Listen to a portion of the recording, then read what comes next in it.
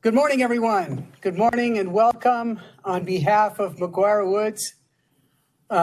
Welcome to this important lecture with Professor Luis Fraga of the University of Notre Dame as we celebrate National Hispanic History Month, a time each year when we reflect on the contributions and achievements and culture that makes us unique as Hispanics, Latinos, Latinas.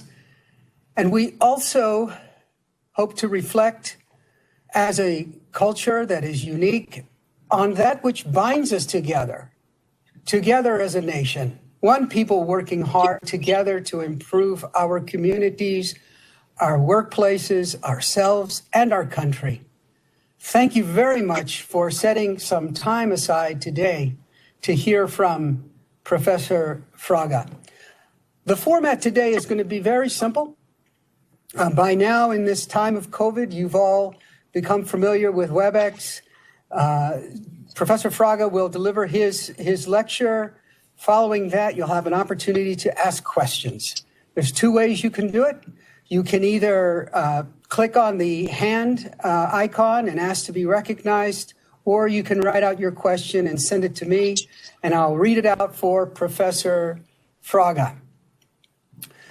Today, Professor Fraga will speak on the topic of Latinos in America with emphasis on political and demographic trends. I do want to say that it's my privilege to this year at McGuire Woods decide who is going to be our speaker. And I will tell you, as the chair of our Latino, Latinx, Hispanic caucus here at the firm, I have that privilege. And as I thought about who to invite, for those of you who don't know me, my name is Gregory Hinojosa Evans. So weird name, but stay with me for a minute. I am Irish and Mexican American. Now, who better to have speak on this day than a professor from Notre Dame, go Irish, who heads the Institute for Latino Studies. It's a great fit, and we're glad to have Professor Fraga with us. So let me just briefly give you just a sampling of his very distinguished career before I turn it over to Professor Fraga. He received his undergraduate degree cum laude from Harvard University, and his master's in American politics and political science, and his PhD from Rice. His primary interests are in American politics, where he specializes in Latino politics, voting rights, immigration, and education. He has published 6 books and over 40 articles in scholarly journals. Of interest to this audience might be his most recent co-edited book, which is called Latinos in the 2016 Election, Latino Resistance and the Election of Donald Trump. He has 2 other recent books that might be of interest to you, Latinos in the New Millennium, an almanac of opinion, behavior, and policy preferences that was published by Cambridge University Press, and Latino Lives in America, Making It Home, published by Temple University Press. He's currently completing 2 more books, one called, a working title, I believe, Professor, Invisible No More, Latino Identities in American Politics and America at its Best, the 1975 Voting Rights Act.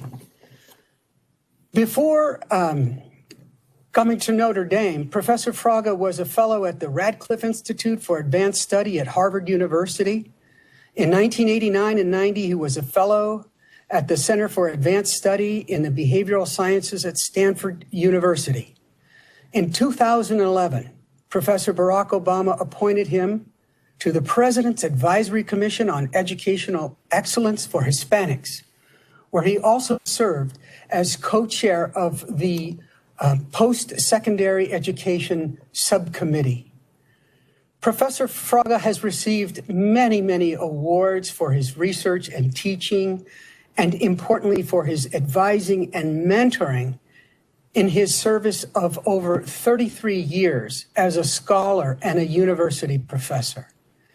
At Stanford, where he served on the faculty for 16 years, he received the Rhodes Prize for excellence in undergraduate teaching, the Dickenspiel Award for distinctive contributions to undergraduate education, the Stanford Medal for faculty excellence fostering undergraduate research, the Faculty Award from the Chicano Latino graduating classes of 1993, 96, 97, 99, 2000, and 2001.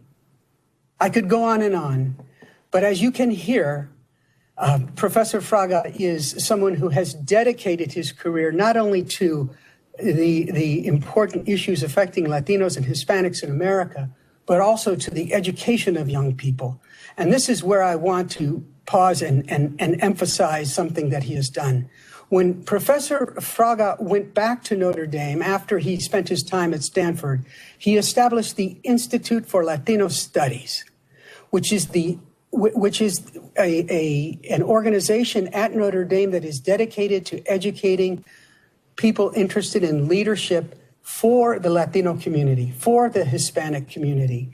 In 2014, he established within that program the Latino Studies Scholars Program, which is the only merit-based academic scholarship program in the country for students who have worked to empower and serve Latino communities during their high school years.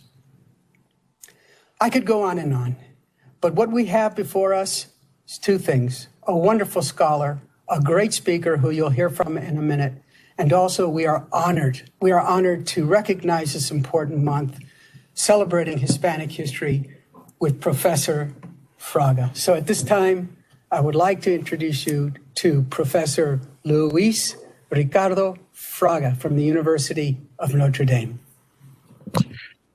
Gregory, thank you very much. It's a pleasure to be with all of you. All right.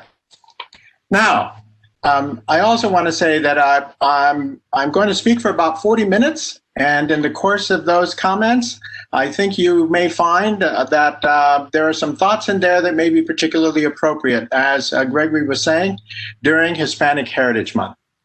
I've been a scholar of American political development for over 30 years.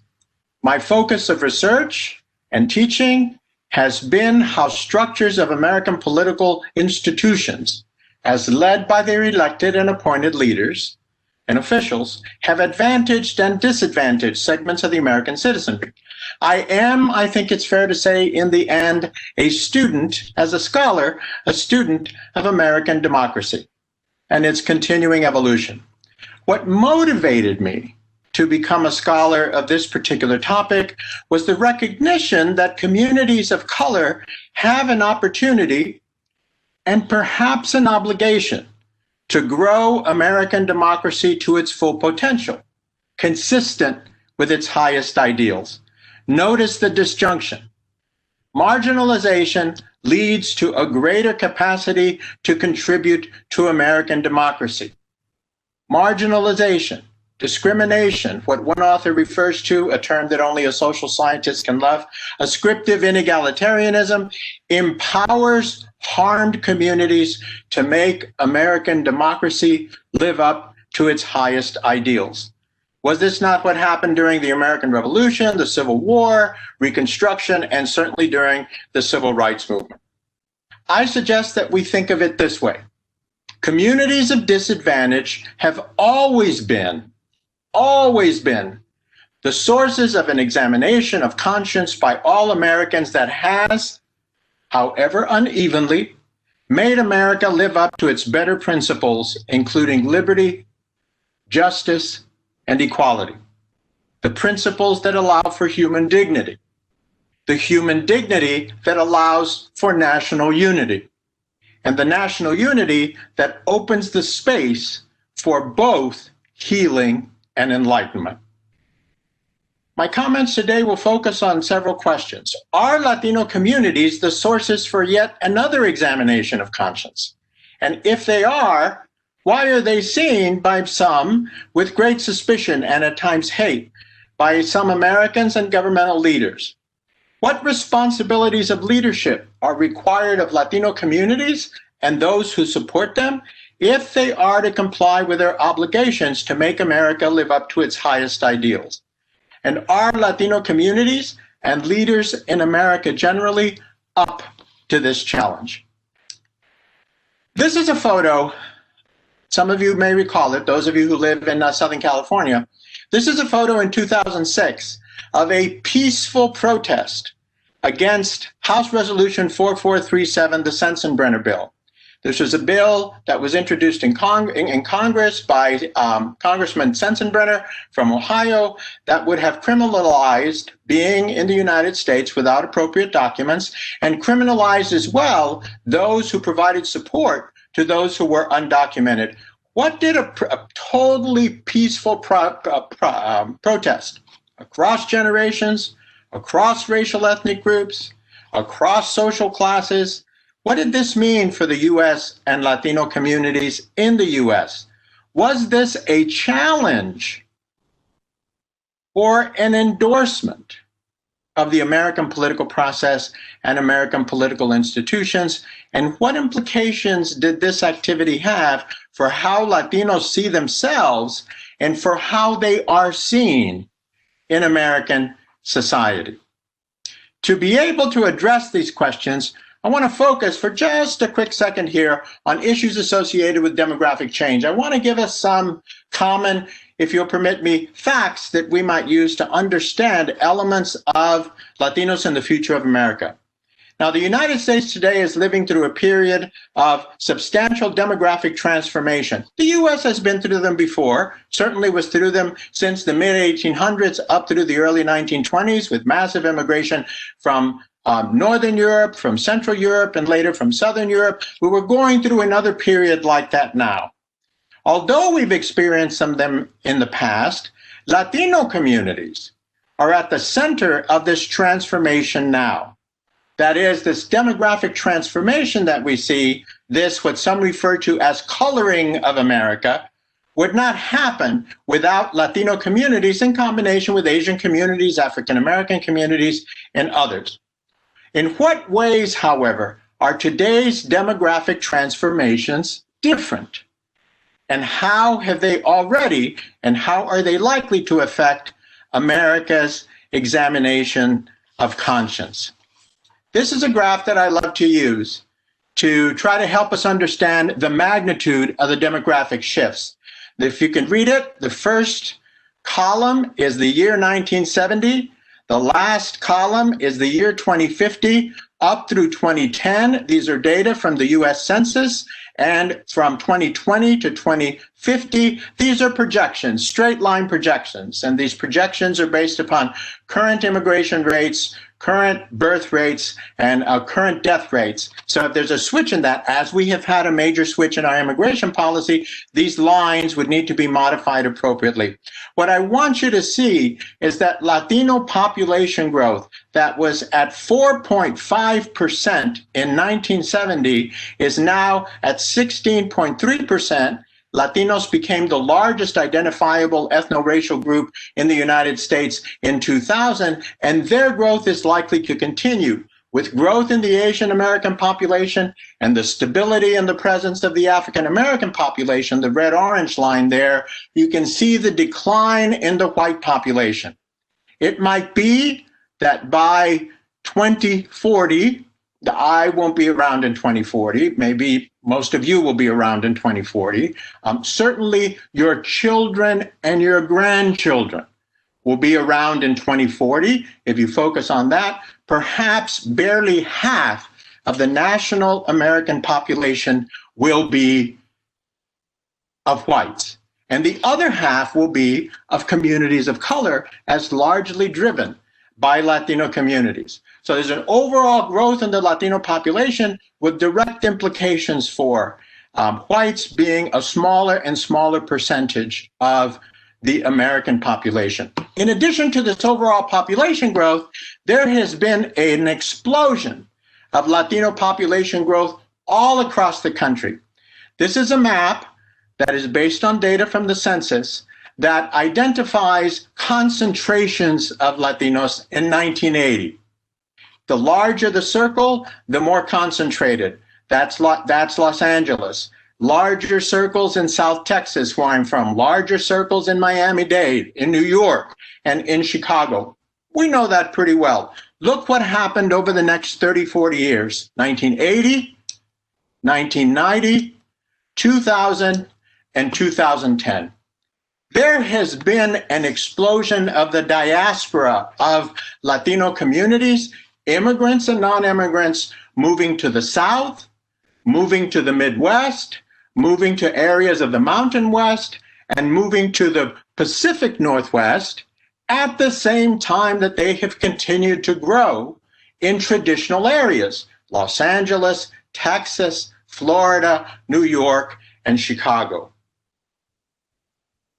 Right now, there are 4 states that are majority-minority, that is non-white: California, Hawaii, New Mexico, and Texas. In the next 5 years, it's likely to include Maryland and Nevada.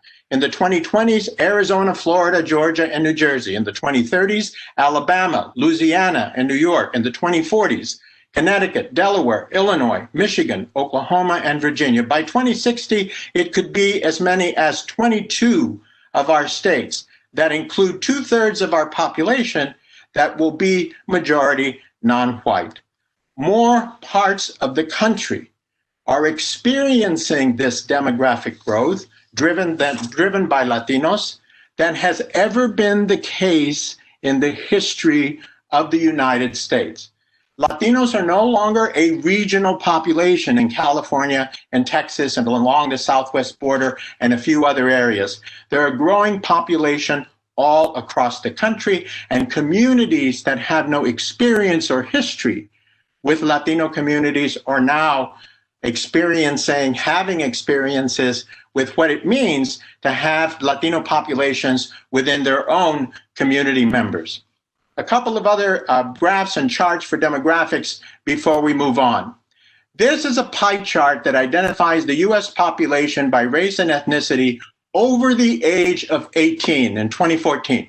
Over the age of 18. Two-thirds people over the age of 18, adults, people like us, 2/3, 65.2%, just under 2/3, are white. This is the pie chart for Americans under the age of 18. Notice that only today, in 2014, only 52% of the population is white. Those demographic changes that I referred to are happening now, are the lived reality of our younger American population, of our younger youth. And this change is something that is very important for us to understand, and it is largely driven by the greenish section of the pie, the growth in the Latino population. Well, who are these Latinos and what can we understand about them? About 63% of all Latinos currently living in the United States, the current column, 63,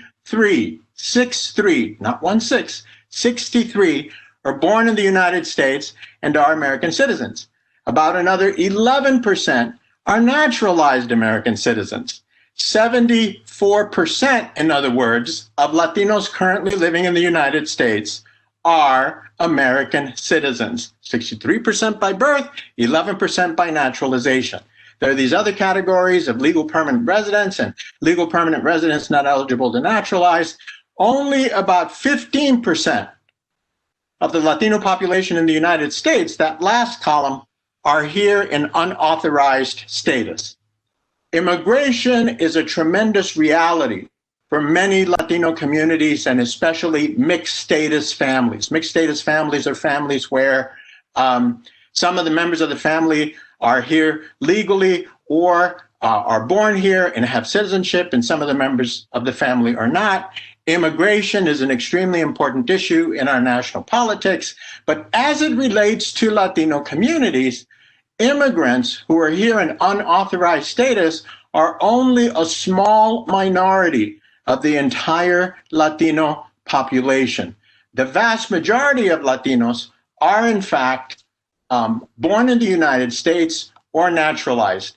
Now, I'm using the term Latino, Latinx, Latina. We know that it's a diverse community. People come from different national origins. People come from different social classes. The largest group are people of Mexican origin. Across generations, immigrants, first generation native born, which is usually referred to as the second generation. The first generation is referred to as the immigrant generation.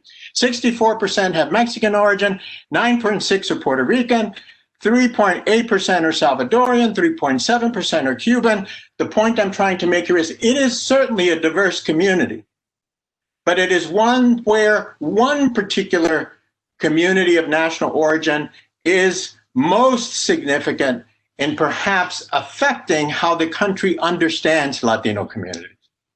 Now, to further make the point about the importance of understanding Latinos as US born, this is a pie chart that indicates what the citizenship status is of Latinos, for those who are under the age of 18. This is a figure that very few people focus on. 94%, 94% of Latinos in 2014, the number's probably higher now, who are living in the United States, who are under the age of 18, are US citizens by birth. All that this implies is that the future of the Latino community in the United States is a future driven by citizens, driven by individuals with a stake in this country, driven by individuals with rights and privileges associated with this country. It's estimated that about 800,000 Latinos turn 18 every year, which has implications for electoral growth. Well, do Latinos believe in the American dream? This is getting at the idea of examination of conscience. And how do we understand Latinos within the American dream? The American dream can be understood as selective, by all means, uneven. Not everyone can benefit from it, but some individuals do. Individuals, perhaps, if I may say this, like Mr. Evans, individuals like myself, who across a few generations are able to experience a level of professional success and upward mobility that is that to some is surprising and still is too few and far between.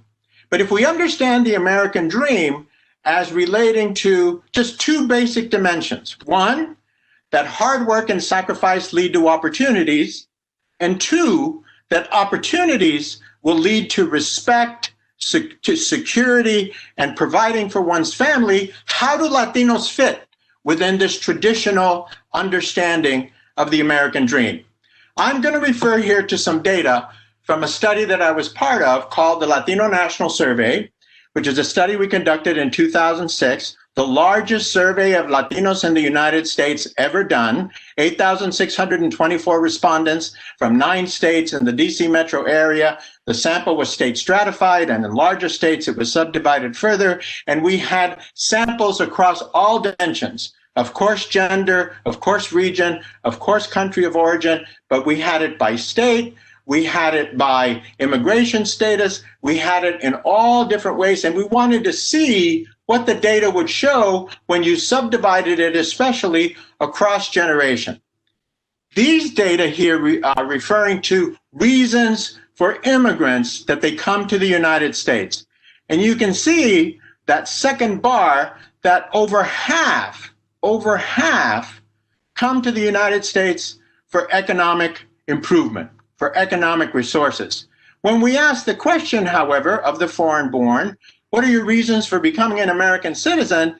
Then you begin to get at issues associated with legal, political, and civil rights and the right to vote. So the initial impetus of coming is economic well-being, but in deciding to become an American, it's to become part of America's civic communities.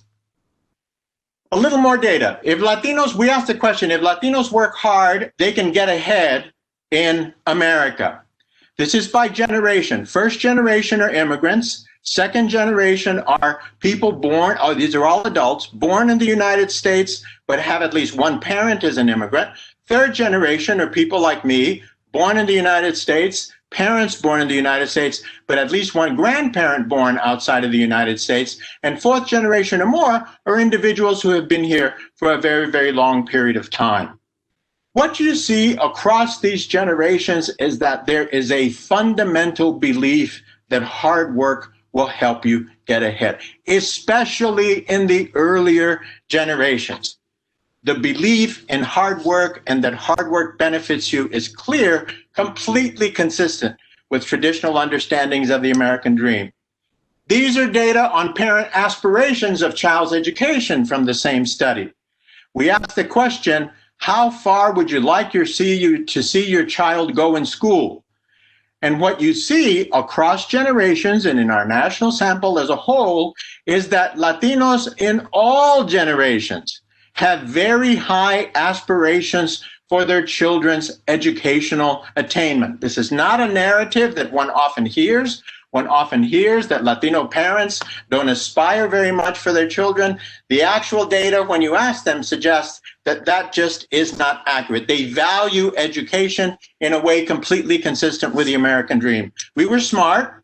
We also asked, how far do you think your child will go in school, given all the challenges that exist? And still, very high percentages, the yellow and green bars, very high percentages overwhelmingly aspire for their children to have graduate degrees or at least to graduate from college.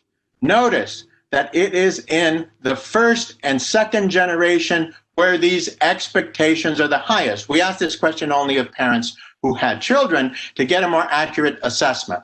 Just a couple more slides of related to the American dream generally. Do you agree that most people who don't get ahead should not blame the system, but have themselves only to blame? Across all generations, Latinos say that they have themselves to blame. These are the individuals who responded strongly agree or somewhat agree. They don't blame the system. They say people should blame themselves. Then we also asked, do you agree that it is not really that big of a problem that some people have more of a chance in life than others?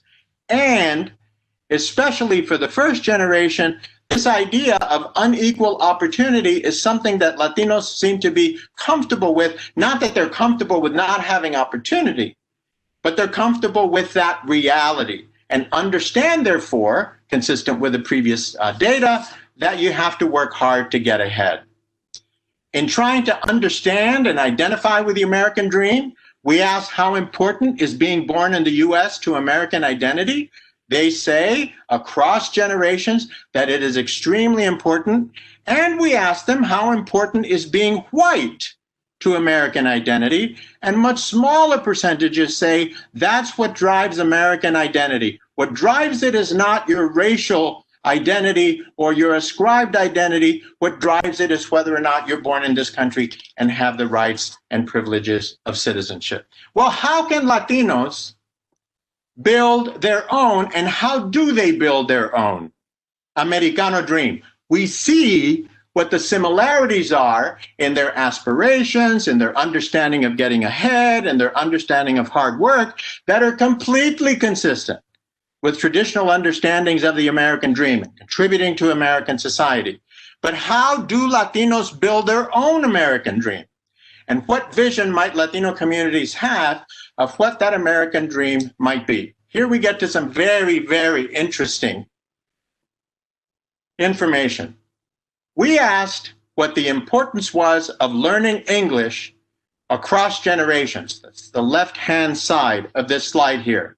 And you can see that across all generations, especially the first generation, learning English is very important or somewhat important, and it's mostly very important, especially in that first generation, because they know we can speculate what it's like not to know English well.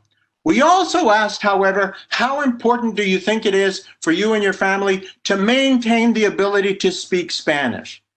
And what we see here is that there is also overwhelming support for maintaining the ability to speak Spanish. And this is a key to how Latinos understand their version of the American dream. You want to integrate, consistent with the data on the left, but you also want to maintain your distinctiveness. They're identifying the additive value and an additive vision of language. It's not either or, it's both and. You want to be proud of your historical narrative and its distinctiveness in American history, but you also want to be proud of being part of the United States and integrating yourself. A little more data. Preferences for cultural assimilation and distinctiveness. How important is it for Latinos to change, to blend into larger society on the left-hand side of your slide there? And you can see that very sizable percentages of respondents said it's important for Latinos to blend in, to work to blend in. And it's highest among the immigrant generation, not a narrative that we traditionally hear and traditionally understand. But we also asked, how important is it for you to maintain your culture?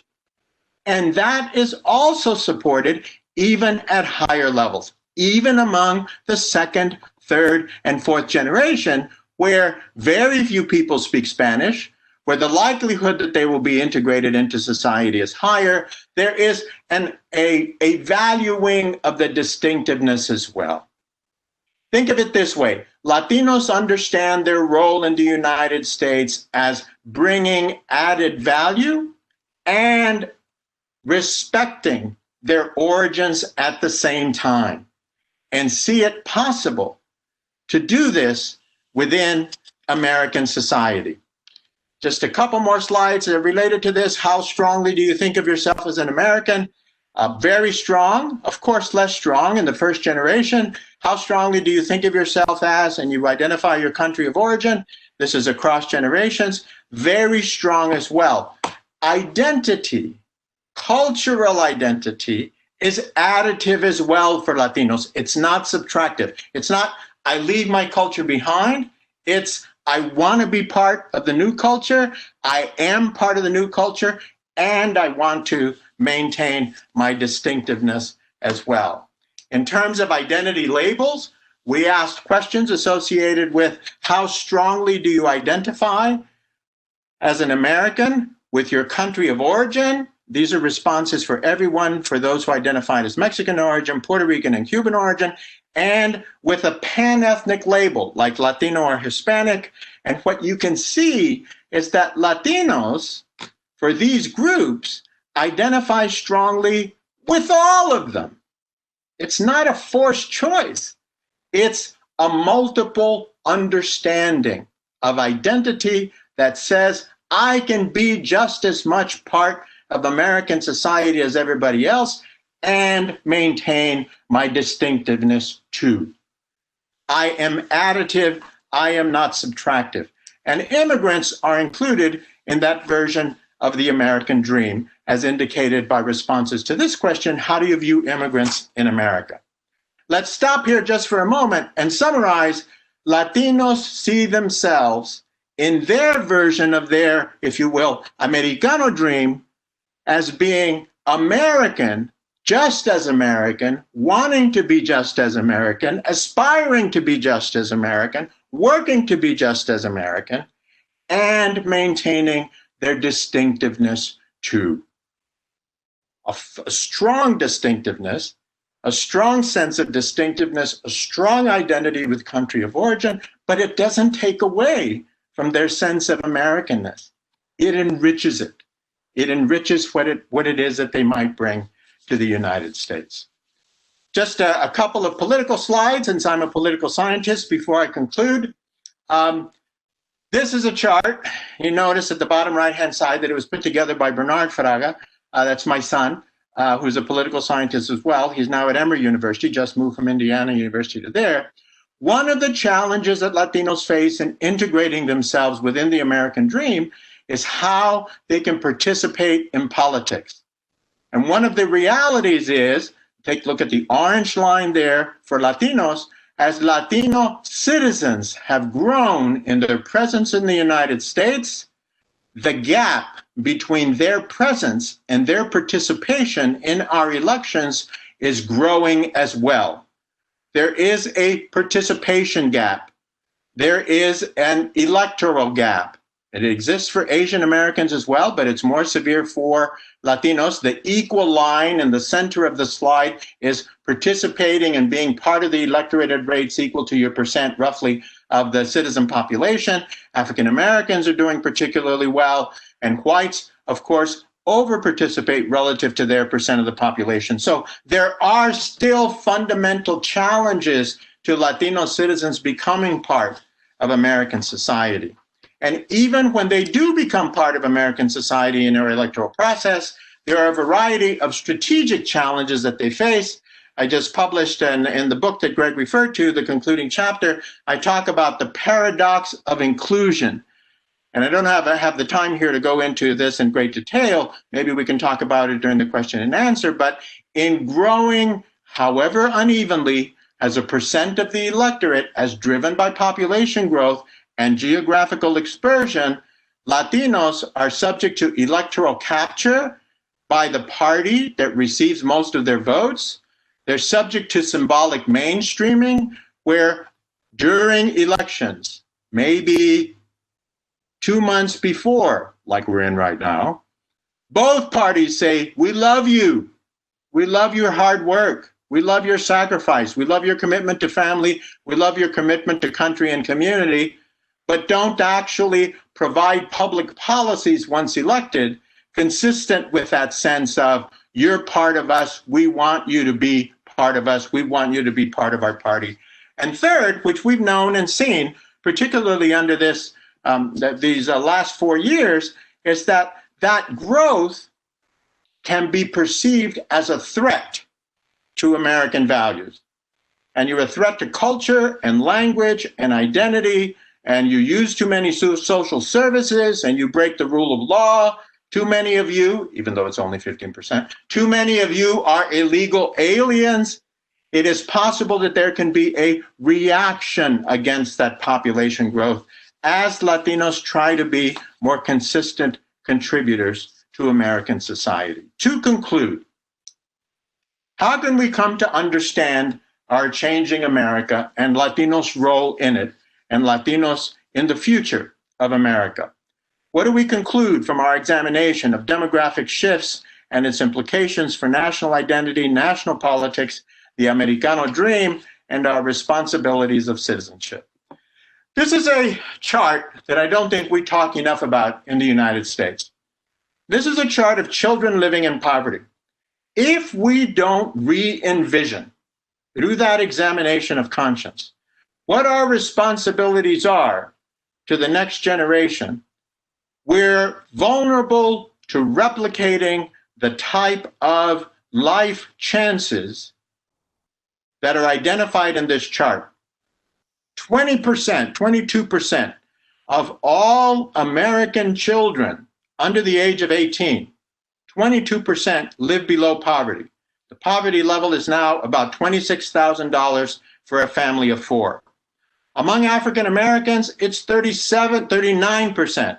American Indians, 37%. Latinos, Hispanics, Latinx children, 33%, a third. 2 or more races, 23%. Asian Pacific Islanders, 14%. And whites, only 14%.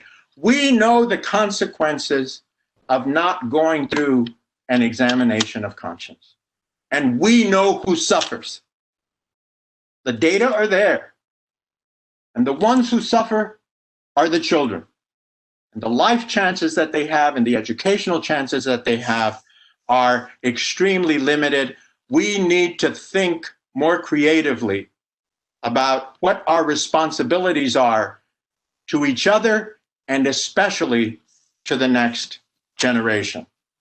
One characterization of the challenge that we face in trying to pursue this examination of conscience that I'm suggesting Latinos as other groups have given the United States to consider is the following, from a book called American Progressivism by Roberto Mangabeira Unger, a Brazilian legal theorist in Cornell West, a religious studies professor and professor of African American studies. They say the following: to understand your country, you must love it. To love it, you must, in a sense, accept it. To accept it as it is, however, is to betray it. To accept your country without betraying it, you must love it for that in it which shows what it might become. If you don't want to betray your country, you have to see its potential. You have to work hard every day to push the country to achieve its potential in terms of its highest ideals: liberty, equality, prosperity, freedom for everyone. To conclude, I want to go back to that graph. You see those lines? Notice that the lines are coming together. Some people see these lines and they see the country splitting apart. They see the country having too many of this group, or some groups identifying too much in a way that's separate. Just showed you that that's not the case for Latinos. I'm very confident in saying that's not the case for African Americans or for Asian Americans or for mixed race people either. What these lines coming together show is that there is a fundamental linked fate and common destiny, that those of us in positions of responsibility today have the chance to leave to our children and our grandchildren the most prized possessions that we have, leave to the next generation, if we are up to that challenge. Linked fate and common destiny. They're driven by our expectations of ourselves and our expectations of what kind of a country we want to leave to our children and their grandchildren. The point I'm trying to make here is we choose. We are in control. It's our responsibility of leadership to ask the hard questions, but also to develop the difficult strategies, and perhaps more importantly, to make the difficult sacrifices so that the legacy that we leave the next generation is far richer and far wiser than the legacy that our parents left us. I pray every day that we are all up to that challenge. Thank you very much. Oh, thank you very much, Professor. I think the over 250 people listening to you during this challenging time in our country have all been moved. I've been moved, and I'm grateful for the challenge that you have placed before us and for the way that you made statistics interesting. So what we'd like now to do is to open it up to questions to our audience. And while you send your question in or raise your hand, let me begin by asking you a question that in my role here at McGuire Woods is very important and near and dear to my heart. How do we as businesses, as professional organizations and businesses, understanding the demographic shifts that you have explained this morning and the principles that you have so eloquently described, how do we apply those within our businesses to achieve what is so important in terms of diversity in our workplace, inclusion in our workplace?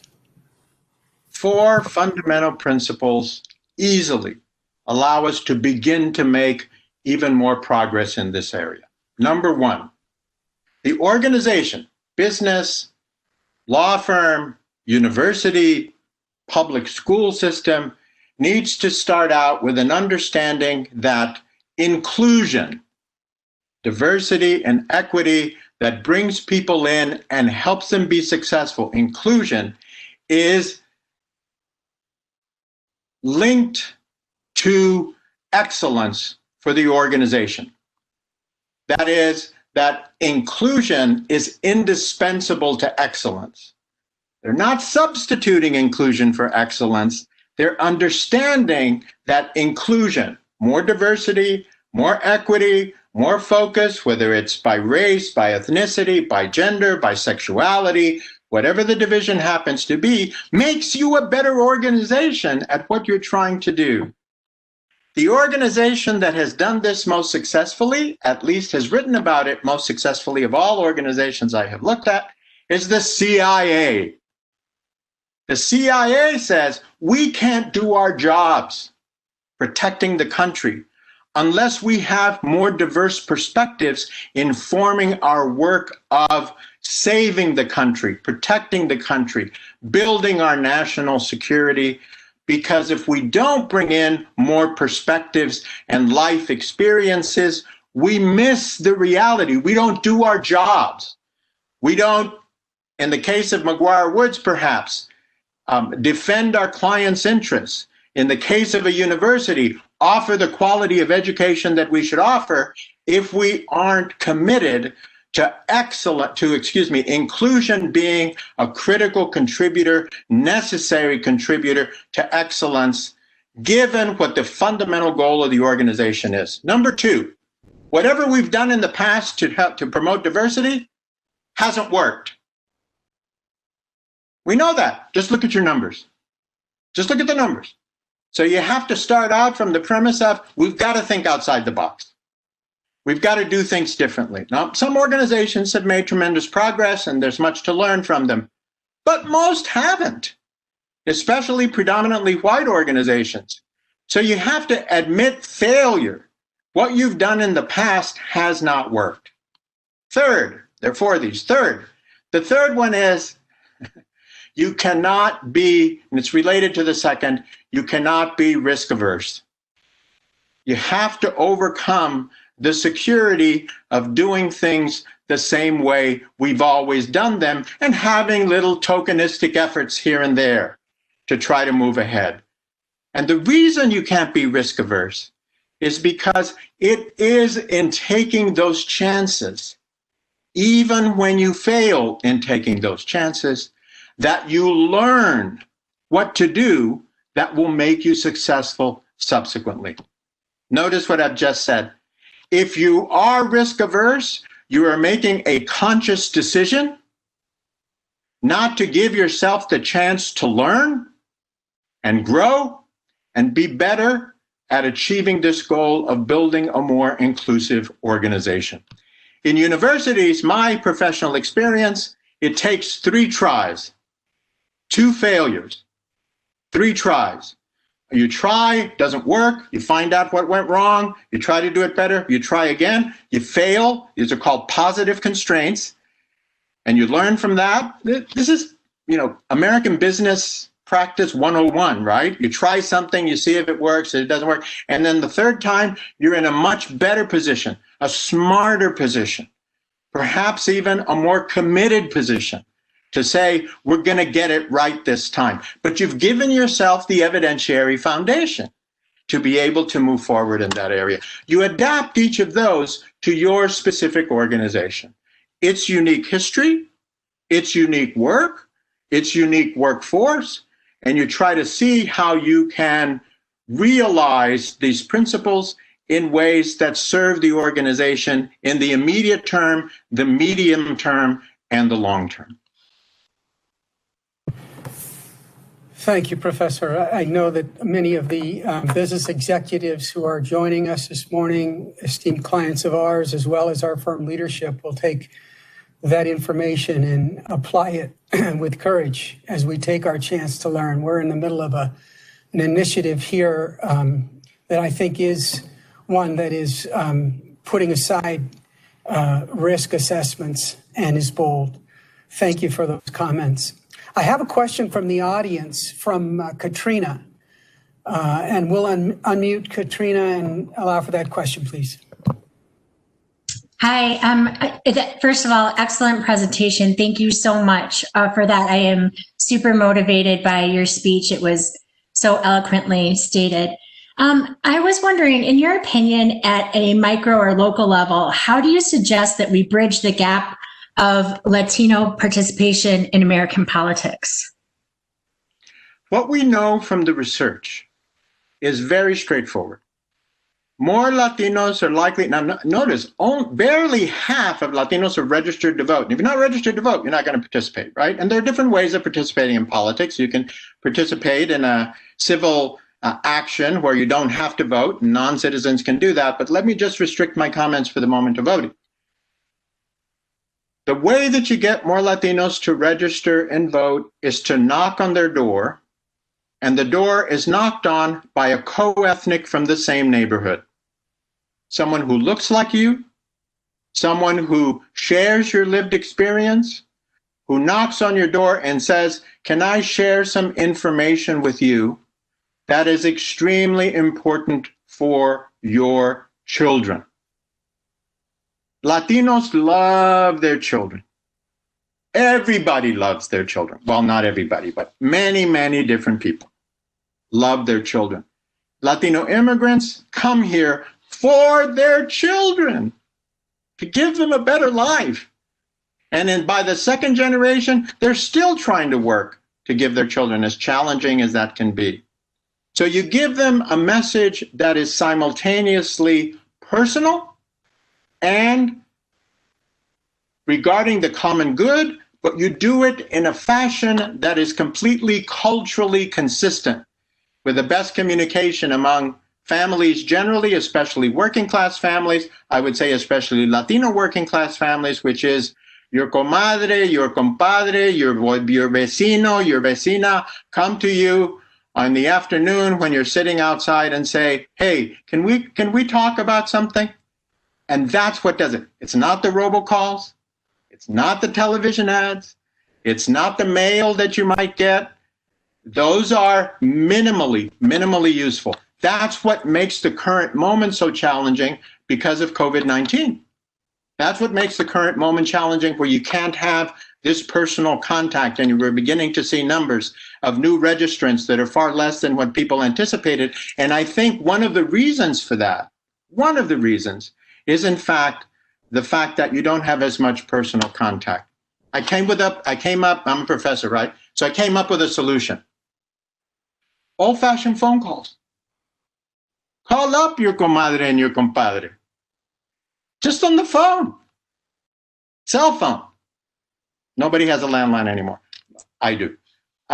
Cell phone. Call them up and say, "Hey, can we talk? There's something very important."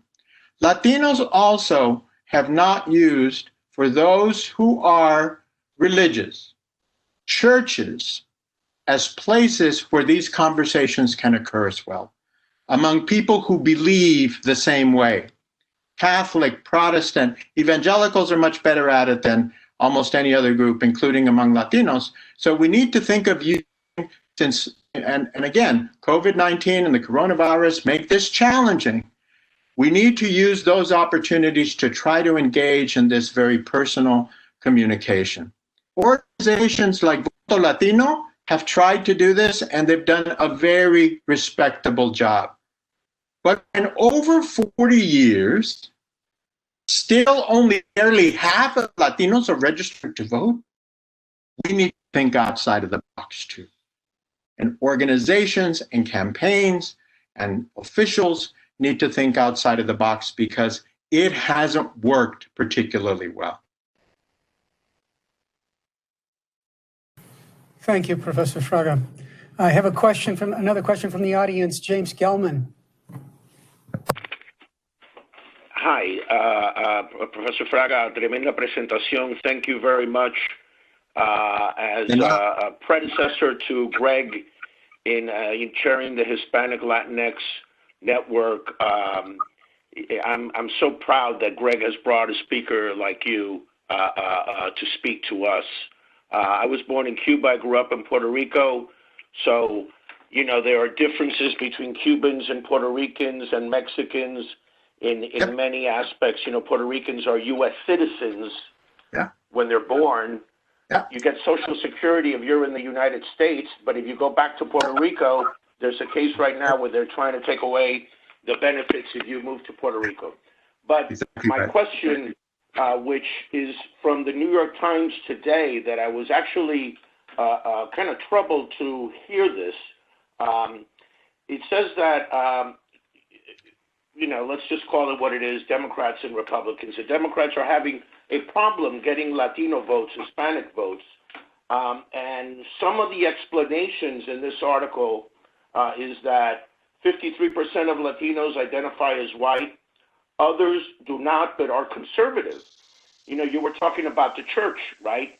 And they have strong opinions on abortion, taxes, Cuba, other issues, and that a large portion are beginning to act in the same way that Italian and Irish Americans did when they came to the United States, settled, and then, basically went from, Roosevelt to Reagan in a way that, too many immigrants or whatever. I had the pleasure of working in Dilley, Texas, helping, this was a project with one of our clients and the firm with immigrants to process them through the detention center. And it's hard to believe that Hispanics would have a problem with immigrants. And so, I would like to pick your brain and see what you have to say. And once again, thank you for your wonderful presentation. Oh, thank you for your kind words. Two quick responses. In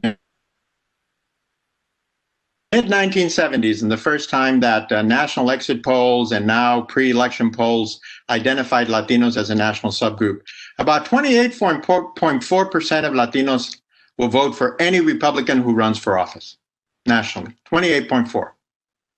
So there is a solid Republican base within the Latino community, and the other percent tends to vote for the Democrat. So what are the sources of that 28.4%?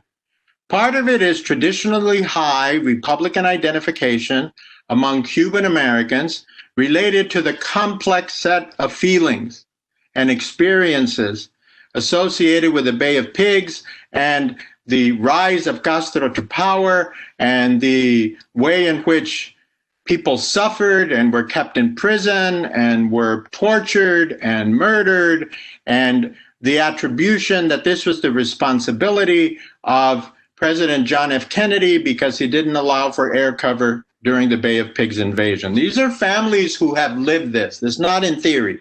These are families who have lived this here in the United States. So, a very good reason. Social conservatism. I'll get to Puerto Ricans here in just a minute. Social conservatism among Latinos is important, but not to a majority. So if you ask Latinos, are you against abortion?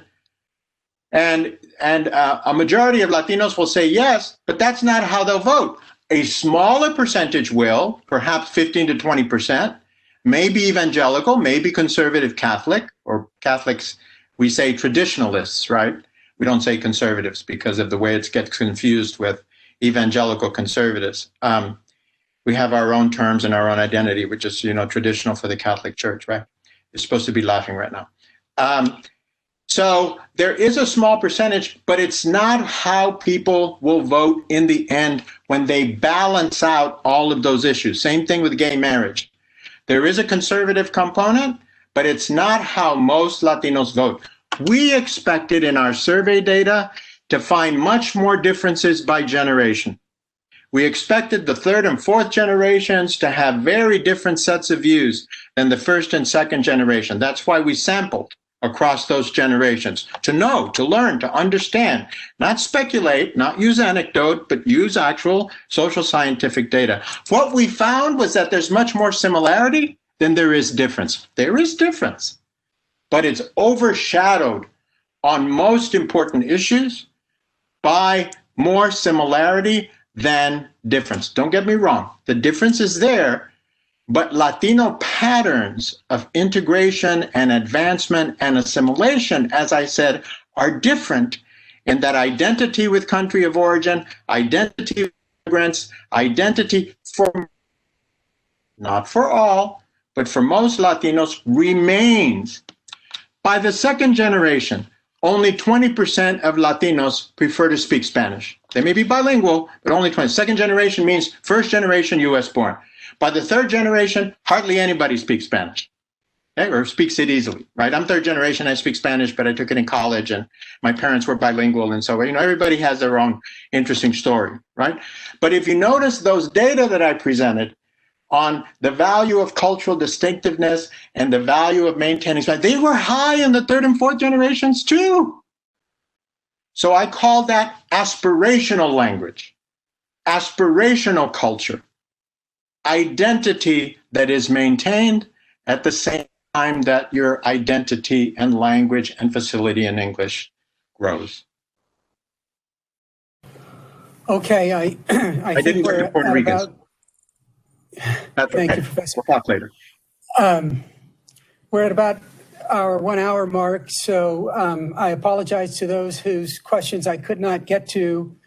We invite you to join us next month for our next in a series of these lectures with Tom Saenz, the Director, Counsel, and President of the Mexican American Legal Defense and Educational Fund. Professor Fraga, I want to thank you on behalf of McGuire Woods and the audience for your inspiring lecture today.